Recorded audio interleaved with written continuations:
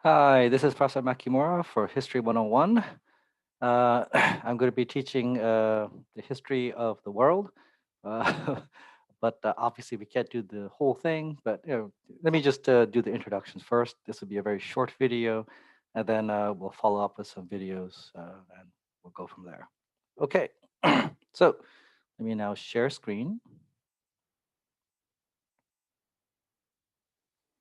So I'm going to share this.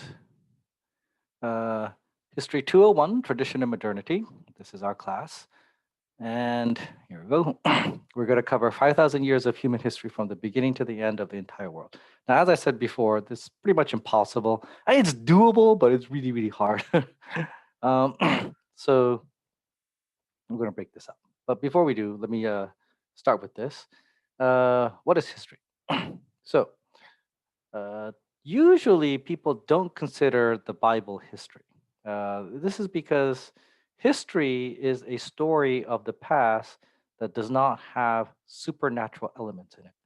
But when you talk about the Bible, or the creation myth, right, the Adam and Eve story, or if you're talking about the Hindu gods or anything like that, or the Chinese gods or the Japanese gods, you have supernatural elements in them, and so people generally, if you don't believe in those religions, if you don't believe in those faiths, then you're not going to believe in their story, obviously. The thing with history is that you just get rid of all those stuff and you only talk about natural things, right? You only talk about human things. And because of that, people around the world can be convinced of the story behind the history because there's no supernatural elements in them. That's the power of history. And in that sense, a story of the past that does not have supernatural things in it was invented in only two places. One was ancient Greece. This was done by Herodotus and Thucydides. These were the two Greek historians. Herodotus is a little iffy because he throws in a lot of myths in there, but Thucydides is completely just all pure history. And in the other place is China. The other guy, the Chinese guy who really does history, is a fellow named Sima Qian. And the beginning of his grand history, uh,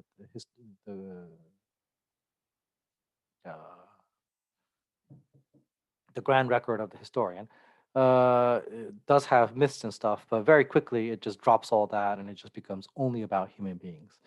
So I mean, Sima Qian sort of like in one person combines both Herodotus and Thucydides. But regardless, right? The point is that in these two places, history is invented and then it spreads. Now, Thucydides and Herodotus talked about wars in general. Herodotus talked about the Persian Wars, and Thucydides talked about the Peloponnesian War. The Persian Wars is the wars in which the Persians invaded ancient Greece. And the Peloponnesian War is the war between ancient Athens and ancient Sparta. And because the first histories were about wars, in the Western tradition, histories tend to be histories of kings, generals, battles, politics, that kind of stuff. In Sima Qian's grand record, basically his story is all about how China was ultimately unified. So it's a political story. And being a political story, it has all these battles in there as well. So both in Europe and in East Asia, the first histories were fundamentally political and military in its origin. And therefore, for the longest time, when people wrote history, they all thought that, the topics fit for history were basically politics and war. And this kind of, continues to this day. And this is the reason why, if you take history at the, grade school, middle school, high school level, it's all about memorizing names and dates of presidents, kings, sometimes battles, sometimes the founding of countries, that kind of stuff. But history doesn't have to be that way. And as early as the 1700s, in France, there was this guy called Voltaire. He was a philosopher. And Voltaire, famously said that history ought to be a history of people, not of kings. And then after Voltaire, you get a fellow named Karl Marx, who talks about how history is a history of economy. Actually, and before Karl Marx, you get Hegel, another German guy. So you got a French guy, Voltaire, then you get a German guy, Hegel, and then you get another German guy, Karl Marx. who lived in England. But anyway, Hegel said that history is a history of ideas, and Karl Marx said history is a history of the economy. So you can have, social history, history of people. You can have intellectual history. You can have economic history. You can have cultural history. You can have history of food. You can have history of almost anything, really. As long as you don't have supernatural elements in them and you're talking about past events, then that's actually history. So that's the definition of what history is. And with that definition, uh, you really do need to rely on written records because people die. Nobody lives forever. So the people's written records are what basically guarantees us that these are actually like written down, and this is what people were talking about back then. So with that, I mean, you can use oral evidence. There is still such a thing as oral history, but oral history is very tricky, and you certainly can't go that far back, like 6,000 years ago. So, with that said, because we're just using you know human things, natural things, and we're only going to be using like written down evidence, go back to about like 5,000 years, like 3,000 BC or so is as far as back as we can go in terms of written history, written records. Before that, you don't have written records, and it's really impossible to tell what actually happened. And at that level, you're just now looking at things and you're trying to reconstruct the story from the past through things. And when you get to that level, reconstructing stories of the past through things, you're actually not talking about archaeology. Archaeology can actually continue all the way up until like the 1800s, 1900s. But by the time you get to like the 1800s, 1900s, people are writing everything down. So archaeology and history are fused. And in Britain, as far as I know, archaeology is a field that's also taught within the discipline of history as well. In the United States, the archaeology and history tends to be divided. Um, Although I think history and politics used to be fused, and then those got separated, and today you have political science, which is its own field now. But political science tends to really focus more on contemporary stuff and not really on past stuff. But anyway, one way to think about history is it's just this broad-based thing that allows various fields to use it as its basis. So history is very important, which is why it's one of the requirements at almost every single college and across the world. When you go to college, right, you need to know history. All right, so that's history. Obviously, we can't do all of it, as I said earlier. So here's what's going to happen. I also teach History 101, and History 101 covers Western Civ from the start with the ancient Greeks around 500 BC to the present. So I'm actually not going to talk about Western civilization in this course primarily.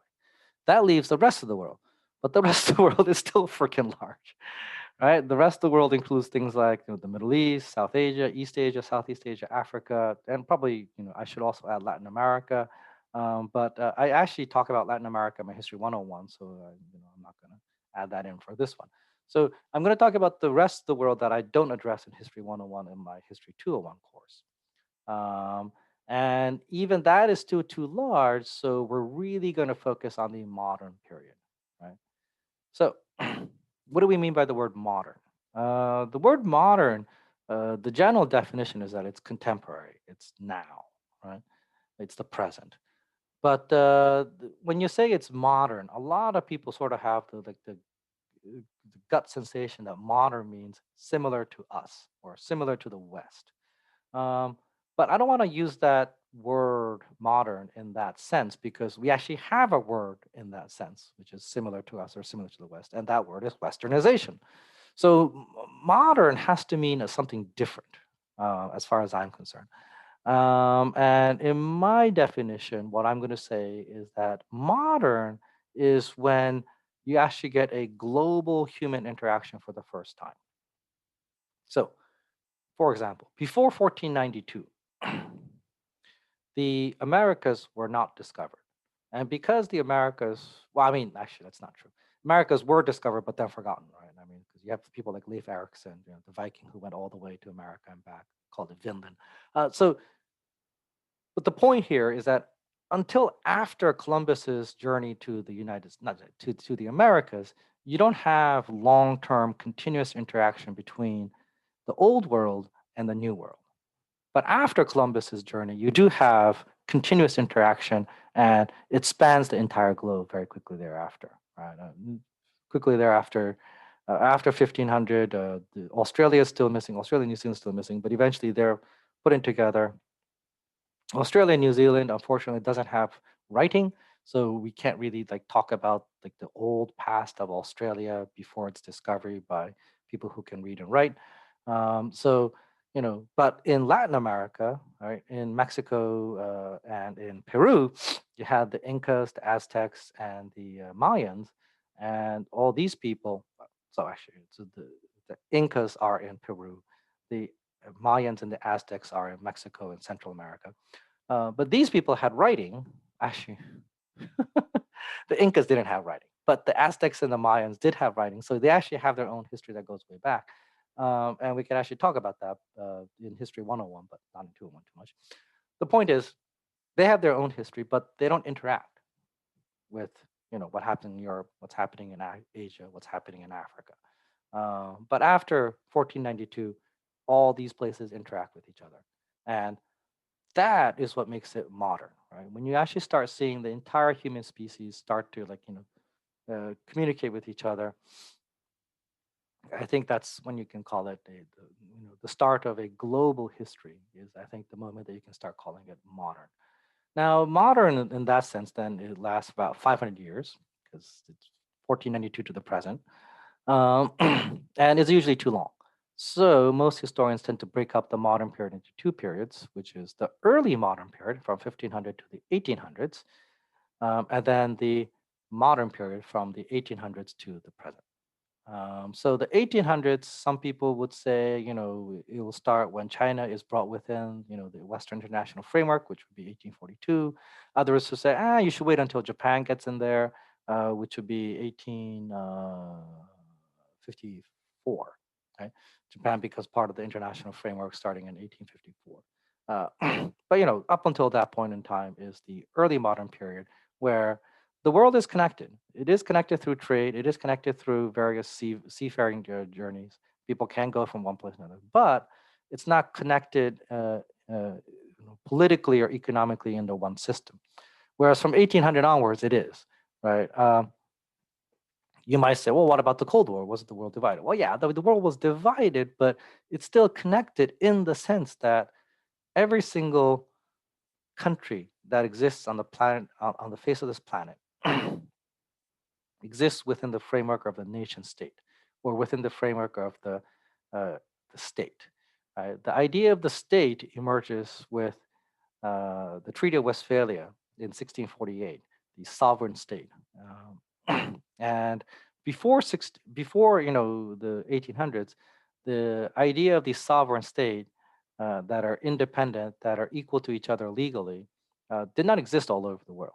But after 1840, after the 1800s, it does. Right? And even during the Cold War, technically speaking, as states, the United States and the Soviet Union are within one international framework. So uh, I babbled along long enough, but the point to make it really, really short is this. We're doing 5,000 years of human history.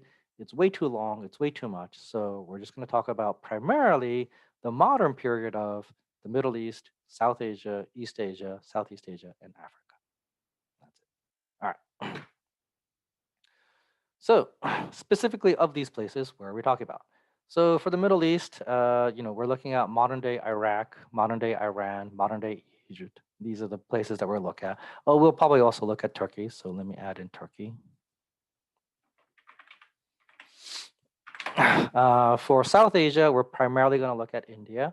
For East Asia, we're primarily going to look at China, and then also Japan.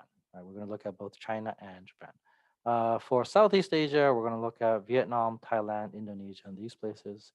I suppose I could do it this way for this. Just realized. For Africa, we're going to look primarily at places like Ethiopia and the former Mali Empire and the Swahili Coast. The Mali Empire and Swahili Coast covers large numbers of countries, and I don't want to list them all, so I did it this way. So one of the problems when you do world history is that because most history that's been written in the 19th and 20th century tend to be national histories, histories of countries, even when you do global history, like what we're trying to do here, you tend to end up getting like, like here is a story of the United States. Here is a story of Britain. Here is a story of France. Here is a story of Italy. And you got, like these like, independent stories that are standing alone. Like if you're looking at like I don't know, like, rows of dominoes, right? But one of the goals of this course is to show you that no, no, no, it's not like these rows of dominoes where each country is its own thing and they're not connected to each other. They're actually really connected to each other in various places. And it's not just like, dominoes where one falls and they clicks on others. It's that they're all connected a- all throughout this entire period. So that's what I want to do. But, we're going to do these things from uh, after 1500, but we do have to talk about the period before 1500 as well. Sorry, it says, and that's because the course title is Tradition and Modernity. So, what is tradition? Well, that's actually a tough word, just like the word modern.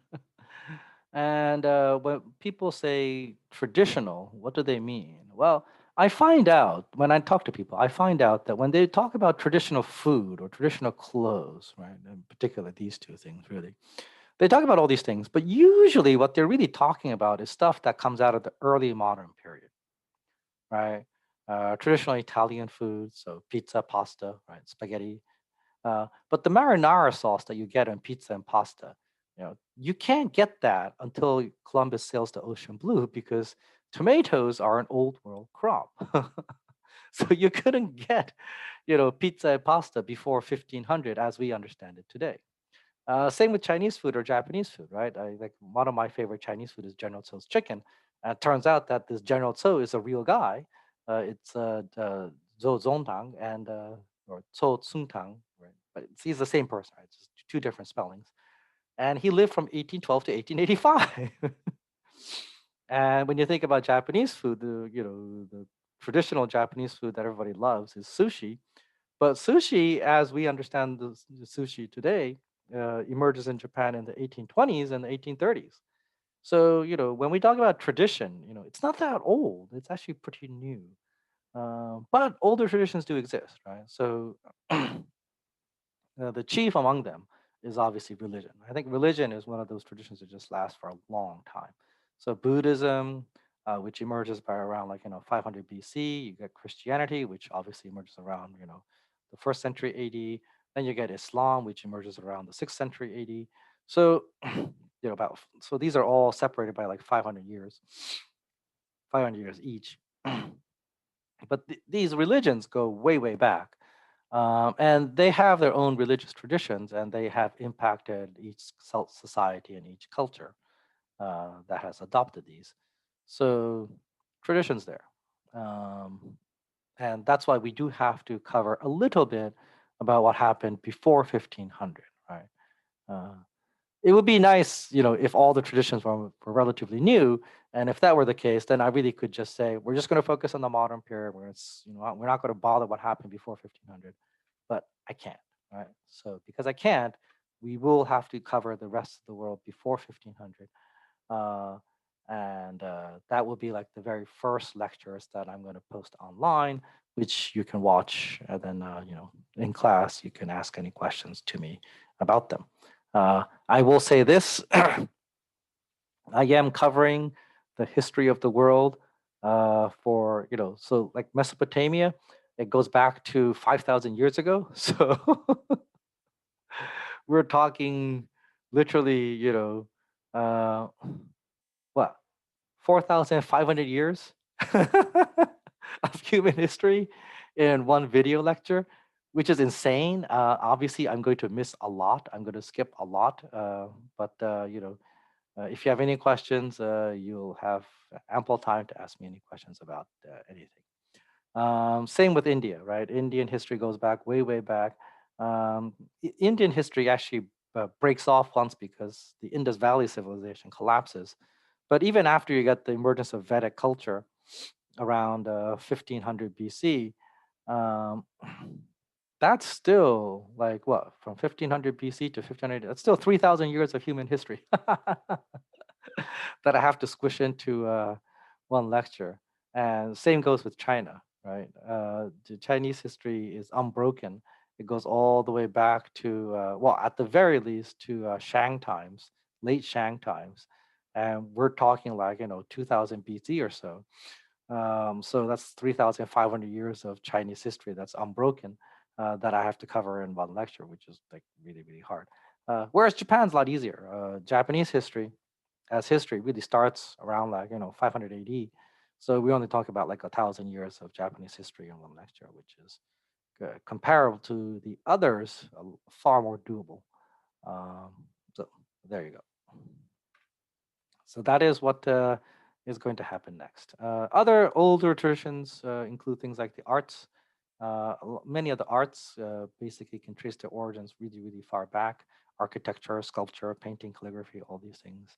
Um, Considering the time constraints I have to say, I'm probably not going to be able to showcase a lot on the arts. That's sad. Maybe I can do that in class. So, but anyway, so that's it. This is the History 201 introductory lecture.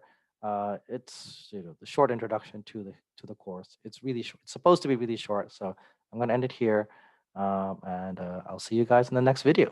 All right, take it easy.